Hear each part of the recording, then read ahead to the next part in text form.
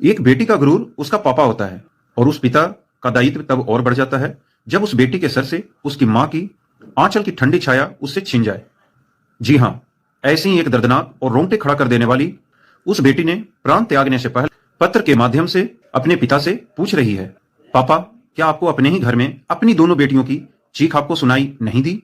यह घटना मलेशिया की है। उस 21 वर्षीय बैंग क्यू यू नाम की युवती ने, जो कि कैंसर से पीड़ित थी, वो 18 जनवरी को उस युवती ने यानी उस बेटी ने अपने प्राण त्याग दिए और दुनिया छोड़ गई। परंतु जाते जाते अपने जज्बात को पूरी दुनिया को बता गई कि उस पिता ने उसके साथ क्या किया और उसकी सौतेली मां ने। उसने अपने खत में जो भी पूछा अपने पिता से पूछा, क्योंकि उसका हक सिर्फ अपने पिता पर था, ना कि वो सौतेली मां पे, क्योंकि हर बेटी का गुरूर उसका पिता ही होता है, पापा ही होता है ना। उसने सबसे पहले पूछा कि पापा, जब हम दोनों बहनों को मां बिना खाना खिलाए स्कूल भेज देती थी, आप देखने के बाद क्यों कुछ नहीं बोले? दूसरा उसने प्रश्न पूछा है पिता से कि पापा, खाने के टेबल पे आप दोनों के लिए अलग अलग प्रकार के व्यंजन बने होते थे, हम दोनों बहनों के लिए रूखा सूखा, तब भी आप चुप रहे, क्यों पापा?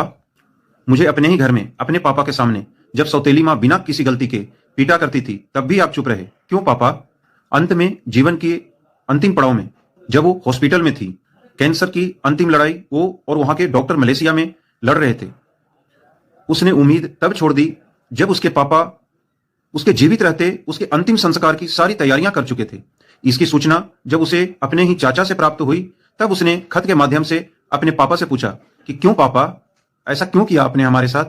और अपने चाचा को बताया कि ये लेटर पूरी दुनिया को जानने का हक है और पापा को ये जरूर पढ़ाइएगा।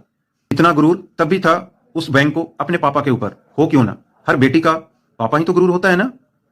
पत्र के अंत में लिखा है, अलविदा पापा।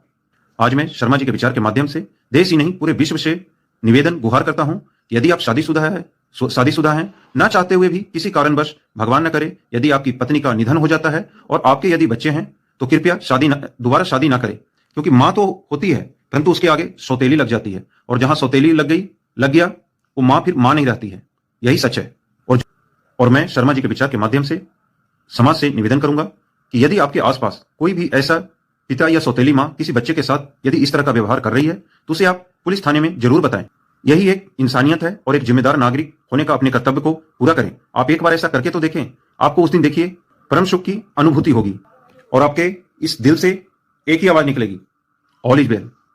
और वो बच्ची या बच्चा कहेगा, thank you uncle, thank you aunty, thank you, जय हिंद, जय भारत।